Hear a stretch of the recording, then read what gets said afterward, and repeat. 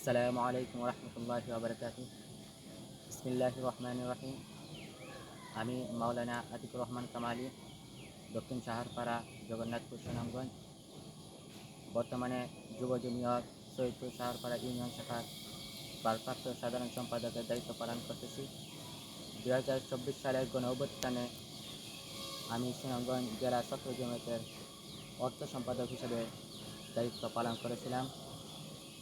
2024 সালের গণঅভ্যুত্থানের শুরু থেকেই জমিয়ত উলামায়ে ইসলাম বাংলাদেশ, যুব জমিয়ত, শ্রমিক জমিয়ত, ছাত্র জমিয়ত, কেন্দ্র থেকে নিয়ে স্থানীয় পর্যন্ত প্রত্যেক জায়গায় নেতৃবৃন্দ মাঠে ময়দানে সরব ছিলেন।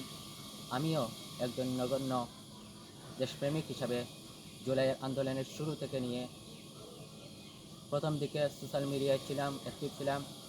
ছাত্র জনতার আন্দোলনকে দেশবাসীর নিকট সঠিক এবং সুন্দরভাবে উপস্থাপনের চেষ্টা করেছিলাম এবং ছাত্র জনতার উপর যে গণহত্যা চালানো হয়েছিল তার সম্পূর্ণ রূপে দেশবাসীকে এবং সমস্ত বিশ্বের মধ্যে পৌঁছে দেওয়ার জন্য আমি সোশ্যাল মিডিয়ায় কাজ করেছিলাম। সেই সাথে সিলেট, গোয়ালাবাজার, জগন্নাথপুর, যখন যে জায়গায় সুযোগ পেতাম ছাত্র জনতার আন্দোলনে শরিক হতাম।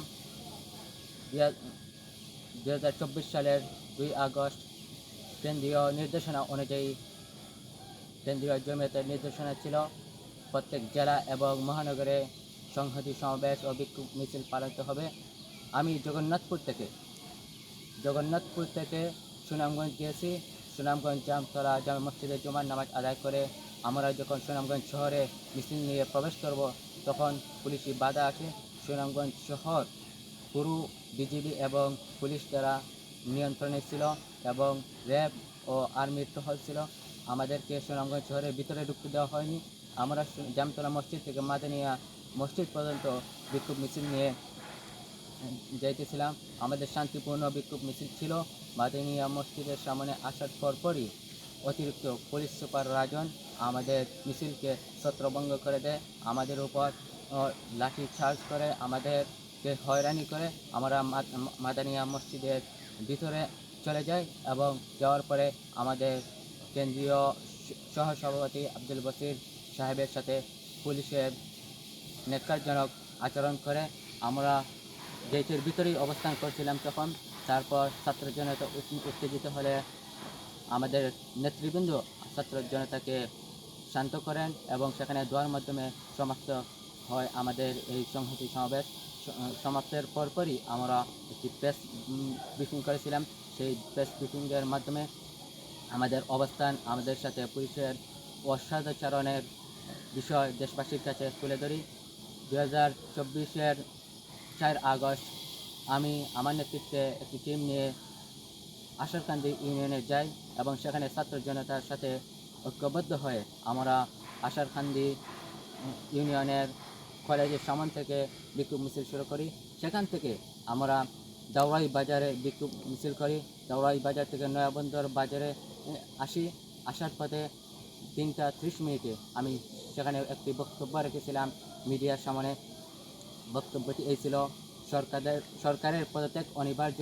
বুদ্ধি থাকলে সম্মানের সহিত পদত্যাগ হবে, বুদ্ধি না থাকলে লাঞ্ছনার সহিত পদত্যাগ হবে।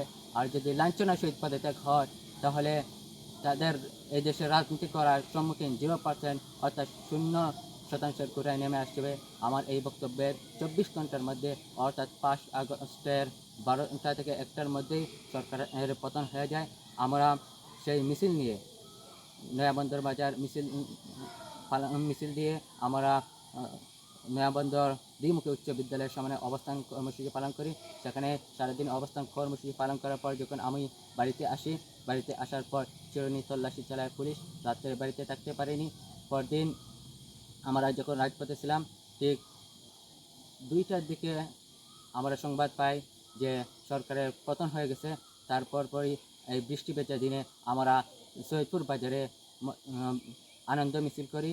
সবাই এই যে স্বৈরাচারের 17 বছরের নির্যাতনের পর যখন পতন হয়েছিল, আন্দোলন সফল হয়েছিল, সবার মুখ হাসি ফুটেছিল। সবাই আনন্দ হয়ে মিষ্টি বিতরণ করেছে। বিক্ষুব্ধকারী জনতা আমাকেও মিষ্টি দিয়ে বরণ করেছিল। সেই দিনে রাজপথে থাকার কারণে আমরা যখন সৈয়দপুর থেকে আসার পরে মাগরিবের ঠিক আগ পর্যন্ত আওয়ামী লীগের দুর্গ বলে খ্যাত সাহারপাড়ার ঐতিহ্যবাহী সাহারপাড়া বাজারে আমরা বৃষ্টি ভেজা দিনে সবাই ঐক্যবদ্ধভাবে বিক্ষোভ মিছিল করি এবং গ্রামের বিভিন্ন অঞ্চলে আমরা বিক্ষোভ মিছিল পালন করার পর সেখানে বক্তব্য রেখেছিলাম। রাত 10টায় যখন শহীদ মিনারে ছাত্র জনতার আহ্বান করে, তখন ছাত্র জনতার আহ্বানে সাহারপাড়া উচ্চ বিদ্যালয়ের শহীদ মিনারে যাই এবং সেখানে আমরা জাতীয় সঙ্গীত পরিবেশন করি এবং জাতীয় সঙ্গীত পরিবেশনের পরই আমি দেশবাসীর নিকট ইনসাফ ভিত্তিক এবং বৈষম্যহীন রাষ্ট্রের বিনির্মাণে আমাদের আকাঙ্ক্ষা, আমাদের চাহিদা, দেশের মানুষের চাহিদা, জনগণের চাহিদা কী তা আমরা সেই লাইভের মধ্যে, সেই ভিডিও বার্তার মাধ্যমে আমরা তুলে ধরি। এই ছিল আমাদের জুলাই গণ অভ্যুত্থানের অবদানস্বরূপ, স্মৃতিস্বরূপ ভিডিও বার্তা। ধন্যবাদ।